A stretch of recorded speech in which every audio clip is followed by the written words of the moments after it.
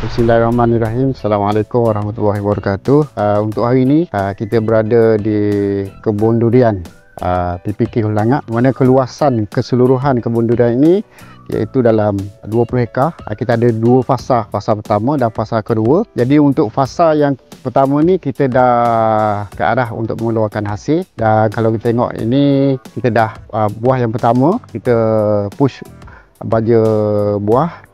Dan untuk fasa yang kedua sekarang ni masih dalam pembajaan pokok baru, berusia dalam 3 tahun. Untuk baja, kebiasaan kita di PPK Hulu Langak kita ada menggunakan baja nama Black Wizard, di mana pada permulaan dulu kita guna yang hijau ni lah, yang hijau, dan sekarang ni kita pun untuk berbuah kita guna yang kuning. So untuk Black Wizard ni kita ada jual di kedai input pertanian Hulu Langak. So inilah kawasan PPK Hulu Langak lah. Jadi itu sajalah dari saya. Saya sebagai pengurus besar di PPK Hulu Langak ni. Sekian, terima kasih.